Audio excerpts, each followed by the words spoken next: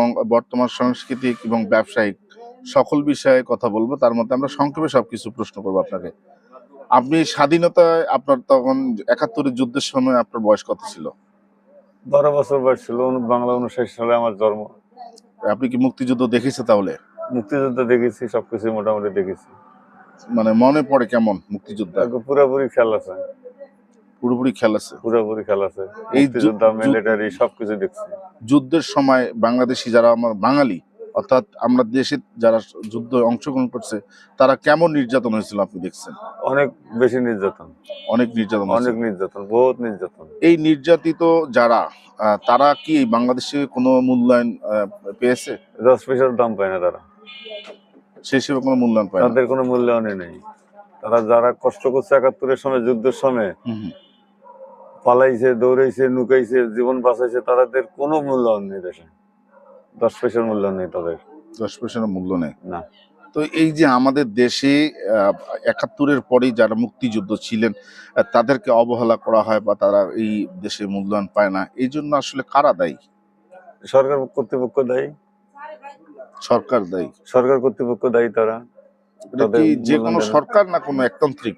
সব সরকারে উচিত কি এদের মূল্যায়ন দেওয়া? সব সরকারের দায়িত্ব মূল্যায়ন দেওয়া, গুরুত্ব দেওয়া, দাম দেওয়া, সম্মান দেওয়া। কোন সরকারে তাদের ঠিক মতো মূল্যায়ন দেয় না, দাম দেয় না। তারা নিত্য নতুন নিয়ে লাফালাফি ঝাপাঝাপি করে। এই যে ২৪-এর আন্দোলনকে ঘিরে ৭১-কে নিচে ফেলিয়ে তাদেরকে ডাবায় রাখতে চাচ্ছে, এটা তো পুরো ভুল ধারণা। তাদের পুরো ভুল ধারণা। কারণ এরা তো ৭১ সম্পর্কে কিছুই জানে না। দেশ সম্পর্কে, তাদের রাষ্ট্র সম্পর্কে, দেশ সম্পর্কে, জাতি সম্পর্কে এদের কোনো ধারণা নেই। এরা তো মানুষের বুদ্ধি নিয়ে লাফালাফি ঝাপাঝাপি করতেছে। এতে আমাদের দেশের ক্ষতি হচ্ছে না ভালো হচ্ছে? দেশ তো পুরা ক্ষতি। দেশ তো পুরা ক্ষতি। দেশ ছিল কোথায়, এখন হয়েছে কি অবস্থা, এটা চিন্তা করে দেখে না। এ তো গেল ৭১-এর কথা বা স্বাধীনতার কথা, দেশের পর্যালোচনা এক পর্যায়ে আমরা সবই জানি। এখন আপনি একজন ব্যবসায়িক হিসেবে বর্তমান ব্যবসার পরিস্থিতি কেমন? ব্যবসা সরকার পতনের পর থেকে সব ব্যবসা, শুধু আমার না, একবারে প্রতিটা ব্যবসায়ীদের ব্যবসা ডাউন। কেন? কারণ কি? নাই দোকানদারি নেই, ব্যবসা নেই, ইনকাম নেই। যা ইনকাম করে তার পেট চলায় দোকান পাবো।